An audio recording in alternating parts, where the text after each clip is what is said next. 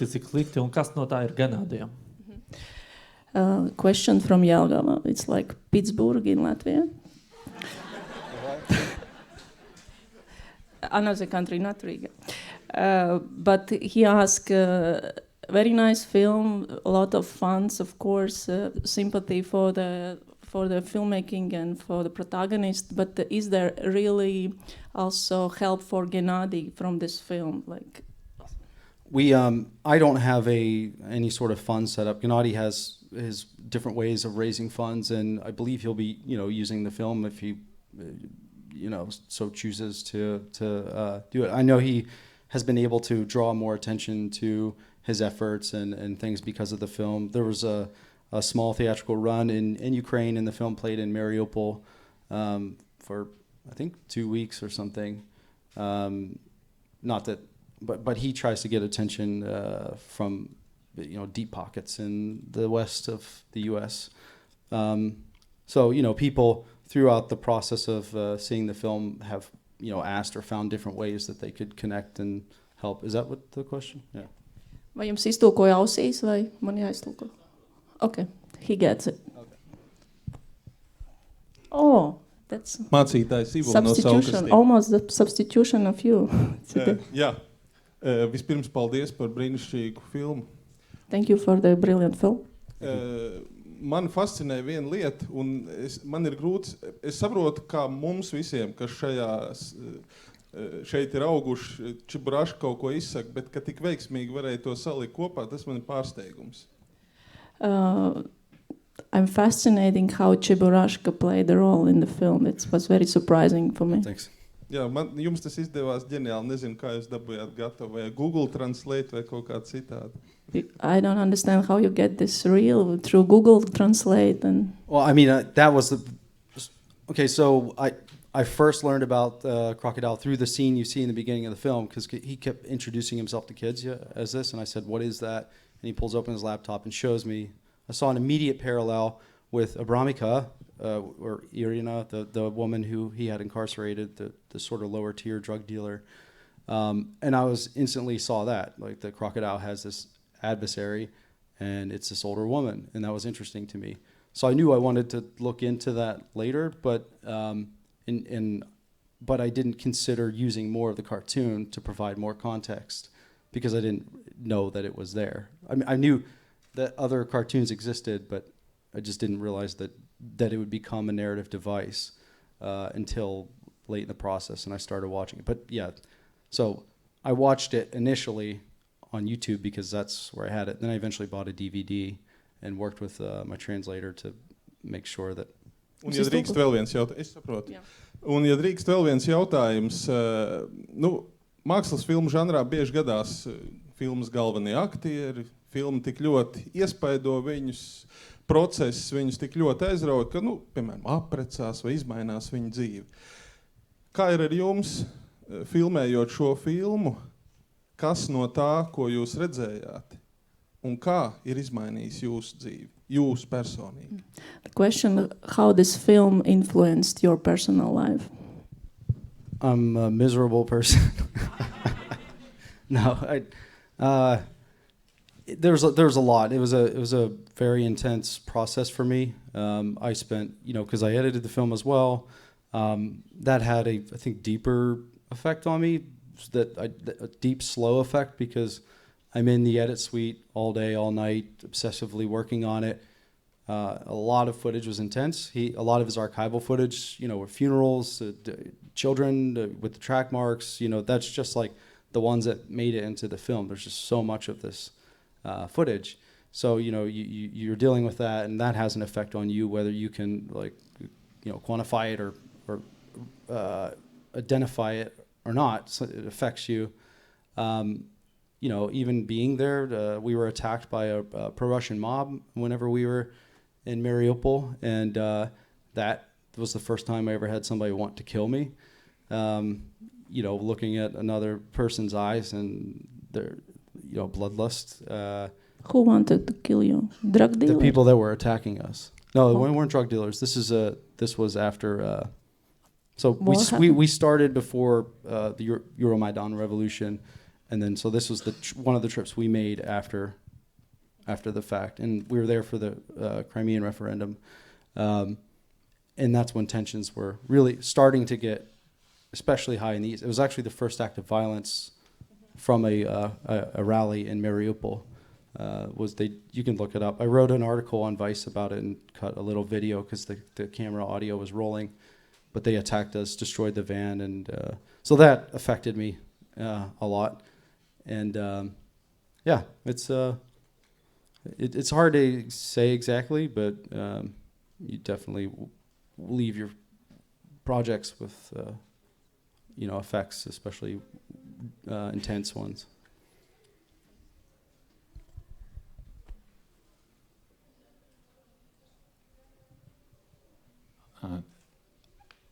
Я Владимир из Гамбурга. Jūs saprotat krieviski? Я хотел спросить у режиссера, вот это такая огромная опасность, которая в этом фильме хорошо показана, опасность, которую каждый день испытывает Геннадий.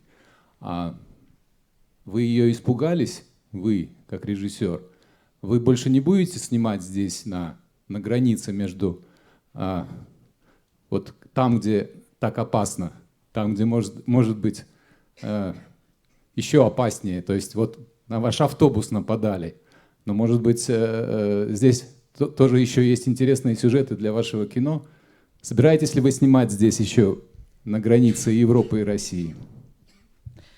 The Gennadi's life is more in the everyday danger, like in the film, and did you felt also this danger to yourself, and will you be filming more stories in this area between Europe and Russia? Is like not so safe environment? I after we got attacked, that's when I realized that's I'm not looking for trouble. I mean, I wasn't in the first place, but after that happened, I definitely knew I wasn't a thrill seeker, and I found out in that time that I had a child on the way. After that, actually, so it's just not for me. But sorry, what was it? The other part was. Did you feel that danger, and will you be filming more stories in this area? I did feel danger, not so much at first, before the revolution, but sometimes it depended where we were. When we're going into Sasha's place, or you're going somewhere where you're just not sure, and Gennadi's like zeroed in on what he's doing. He would always assure me, "Don't worry, you're with me," and I'm like, okay, but I'm still not really sure where you're going or if you're even safe. Because I didn't film the archival footage, I think if I was a part of that process, I would have been, because he's doing that in the dark and going into that. But after the revolution, when we came, that was a little more scary. There were U.S. travel warnings: don't go to Ukraine right now. And I'm like, no, don't worry, Mom, it's fine. Nothing's going to happen to us. And I told the crew that too, and because I really believed it. And they all had kids already, and but we get there, and I kind of felt it, but I felt it going up to the rally. That felt like we were taking a risk, but the setting made me feel safe. That there's media there, and that there hadn't been violence in Mariupol made me feel safe. And the rally had been going on for a while at this point. A couple hours, so I was like, oh, they're probably like getting over it, and people are probably leaving. And then Gennady said the usual, like, oh, don't worry, you're with me. And but we couldn't. But when I started seeing that look in people's eyes, that's when I knew, okay, this is. I felt very threatened.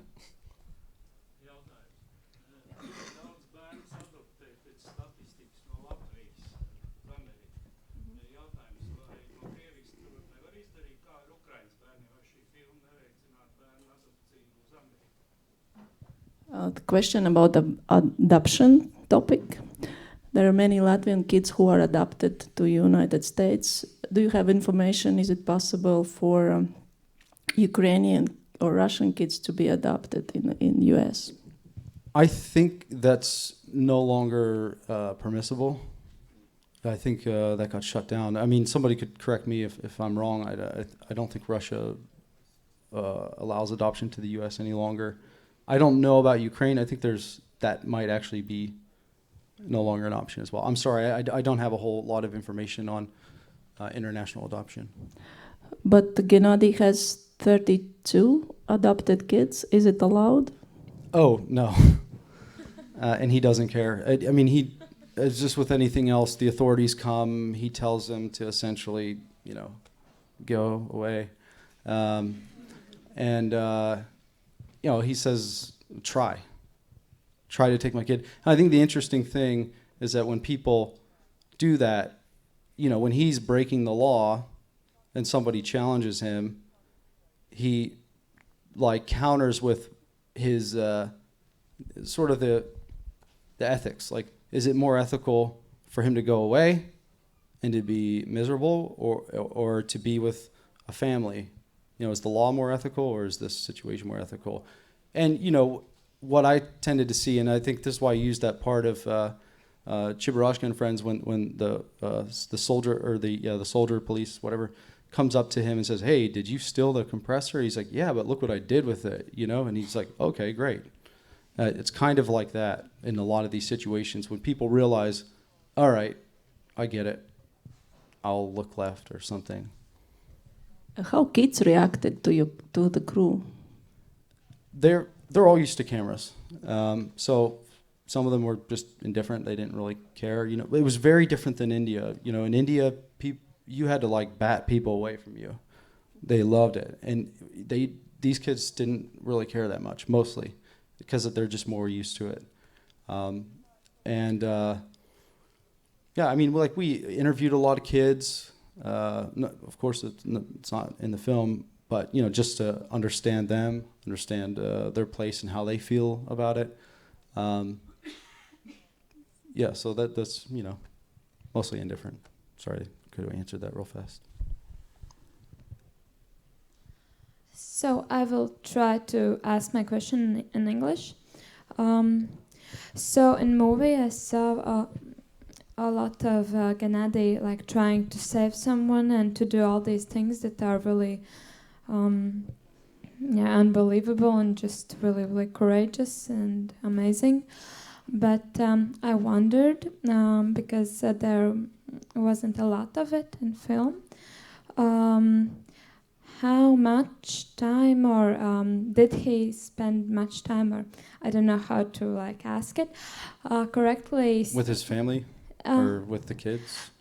Playing? No, actually praying and reading this. Oh, sorry. And reading the scripture, because I think it's really important too, because it's really important to do it, to save people, but you have to spend time with.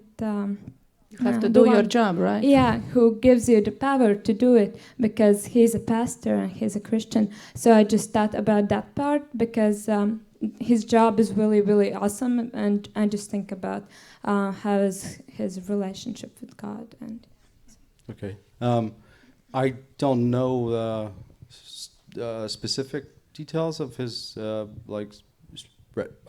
guess regiment. He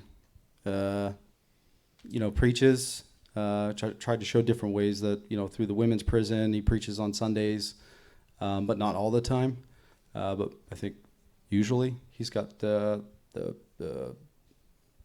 think a church or two that he'll stop at on Sundays in Mariupol. But basically, I wanted to show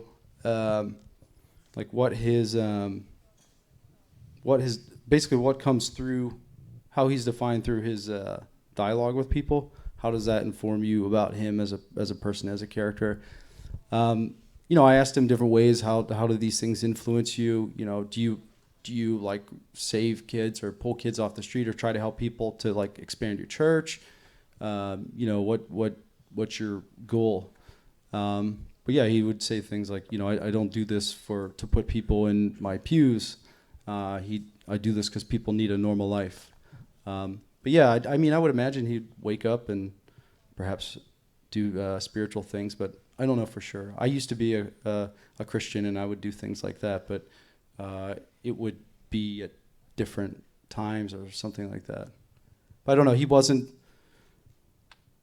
He didn't draw them out specifically and say, we gave him a platform, and whatever he wanted to say and do, he basically could do. But he wasn't like, listen, I want to stress that this is what's up, and this is like, how long I read my Bible or something. I'm sure he does those things, but he wasn't trying to like throw it at us. I don't know if that answers your question or not, but.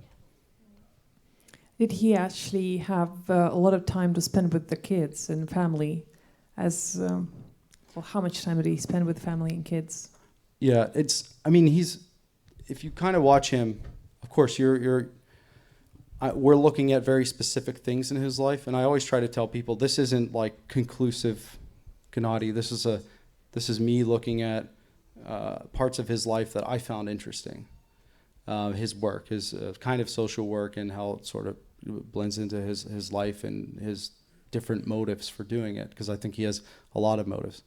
But so of course, he goes home, and but some of his kids are in college. Some of them are they buy cheap homes in these villages and sort of fix them up. But yeah, he'll have downtime. He'll spend time with the kids. They'll do bike tours together. Sometimes it'll be the adopted kids that all, he spends time at Pilgrim. I tried to show that as well. And what was interesting to me, the kids can really approach him. And that's something I thought was important to see. They'll run up to him and like punch him or joke, fight with him. And it's never like, everyone back away, Gennady's coming through, he's on a mission, So it's really integrated into his life, I think, just the hanging out time. But he does always go. He'll take trips on a dime. We had to do an interview with him in Pittsburgh, and he flew in and left that same night. I don't know where he went, but he didn't stay in Pittsburgh. So he's just always going. But yeah, there's certainly, he has family and downtime and things like that. What profession his wife has? She studied to be an engineer, but she likes to work with her hands, so she ends up fixing up a lot of these homes. He said he always joked, like, I have strange wife. Like, for our anniversary, I ask what jewelry you want, and she wants shovel. But I think she's actually sick right now. I think with the conflict and everything that's happening, of course it's not as violent, but there's still that area, I'm sure is incredibly fractured. And there's still like shellings. I think I read on Instagram last night actually that there was shellings in a village right by him, and I think she is possibly sick with stress. The Instagram translation is worse than YouTube and Google's. So I didn't quite understand exactly what's wrong with her, but yeah, I think she's sick right now. How was the film received in your country, and do people perceive Gennady and what he does as something exotic? Yeah, definitely. It's how is it perceived? I think a lot of it has to do with the audience or what part of the states we're in. The Bible Belt will have a much different reaction to it than people in Boston. A lot of it depends on sort of where we're at culturally. In general, people miss a lot. There's a lot they don't understand because of they don't get. They'll be like, "Did you make that cartoon?" Like. And they don't have that whole experience with it, with the cartoon. With some people here will have nostalgia for it. Some people will hate it because of what it represents, and so they don't have that context going into it. But they'll either think he's like amazing or badass or I don't know. There's a lot of different reactions, but they don't understand what he represents as a Ukrainian. in the conflict and sort of how the sort of internal stuff that's happening there. So they'll miss a lot of things. Was it shown on TV or in cinema? We had a theatrical run. It did okay. It's a hard draw. People don't like to read subtitles. They don't like to watch documentaries in the cinema unless it's like, super happy, fun, accessible, and they don't like to be depressed. They take pills to not do that. But yeah, so it did play in those, and it played some festivals. It had a much better response at festivals because people want to go and have a different type of experience than a usual one. I have a question about your festival run and the cinema run. Do you have also received some criticism to your film, and how was your answer to it? This one had a much better critical reception than my last one, so that was relieving. There's nothing worse than getting it handed to you. But there was some criticism, but it has been way more positive than the negative. It was a two-part question. I'm sorry. What was the other? What exactly you received for critics? Like, I don't know, promotion of God or whatever? No. Wait for what do you mean? I didn't have any divine help. I'm sorry. I didn't quite understand. That's right. So that's good that you are positive to critics. This time, yeah. Yeah. So far, I mean, maybe some people just didn't want to write about it. And do you have still communication with Gennady? No, Gennady and I never really had. He's like a relationship, which helped in some ways, but it's mostly because of the translation. So we don't. He can't read English, to my understanding. So we can't email, things like that. So every now and then we would check in, call somebody there that could translate for us, or Philip, whenever he lived in Pittsburgh still, he and I would get together and do a Skype call or something.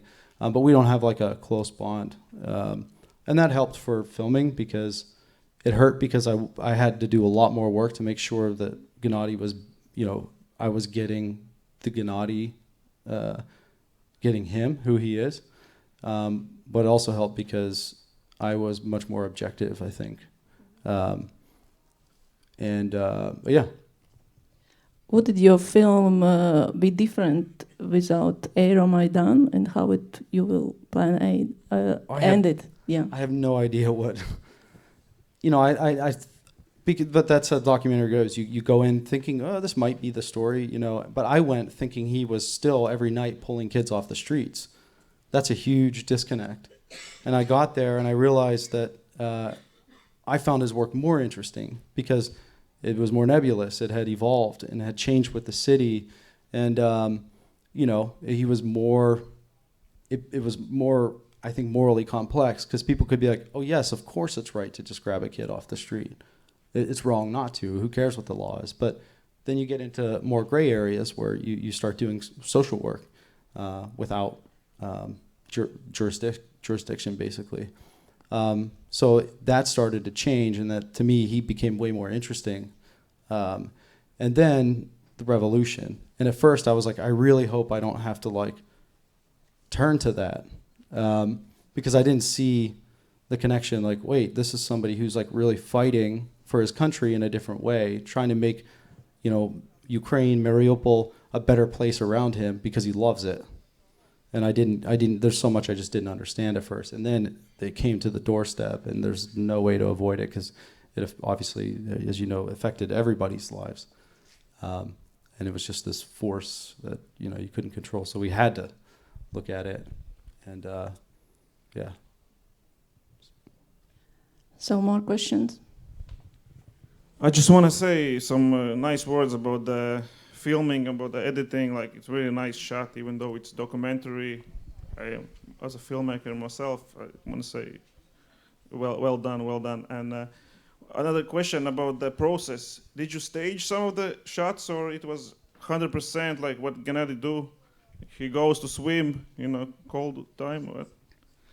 Well, that's like that shot. And for instance, he was having a like barbecue on the beach with his church, and we had put everything away at that point because I'm not interested in volleyball and barbecue on the beach. But we had filmed some stuff when we got there, and then I was like, all right, I'm pretty sure we covered this off, so we put it away, and we were actually playing volleyball, and then the storm started coming in, and there's one point in an interview he had said, most people, go to the sea at these times. I like to go when everybody leaves. That's when I like to go into the sea. I don't know how often he does it, but he would say he often goes, or he said he would often go in mornings and swim early before anybody got there.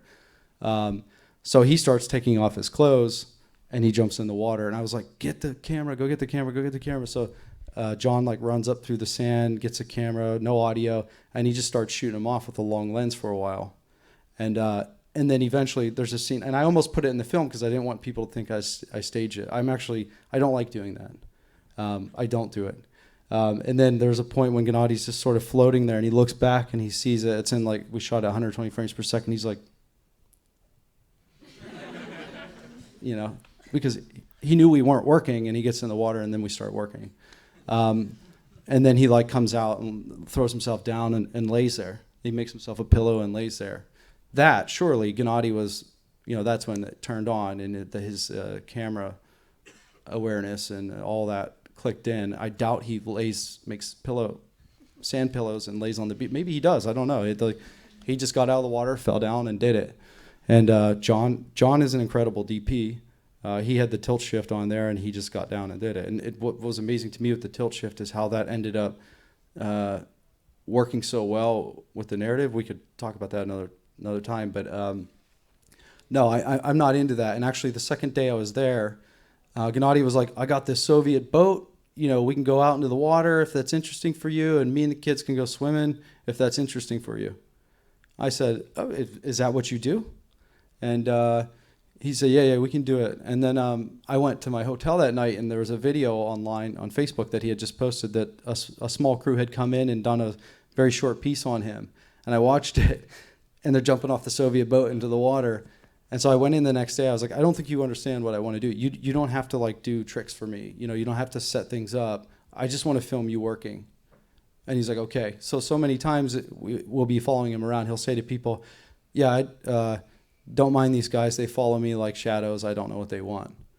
And then at the end of it, whenever he screened the film, sorry to go on so long, but he in Pittsburgh, he saw the first rough cut, and he was very physical afterwards, and he was like, because he hadn't seen that archival footage for years, because it was on tapes. They digitized it for us, things like that. And he's like, now I understand what you were doing. But he didn't get it at that point. So no, I don't. It's for me. I just don't. It's a documentary. I don't like to direct people. I like to direct the my crew, the filming. But I wanted him to be him and do what he does, and film the conversations. The great thing about his office, when people come in, it's locked from the inside. So we have a minute to set up our cameras, and then the people come in. And yeah, so that's how those things played out. Time? So last question. Did the local government know that you are making a movie about such topic? If so, what was their opinion? I don't think. Well, whenever we first came, they certainly wouldn't have cared. But because Gennady had a relationship with the mayor, I was like, hell yeah, I'll interview the mayor. That sounds cool, because they had interacted, and then eventually found in the archive footage that there's a scene where he's challenging the mayor essentially, or at least everybody in the room, to step up their game. But that was interesting to me because you see a piece of Gennady's political evolution. He considers himself apolitical. I don't consider him apolitical.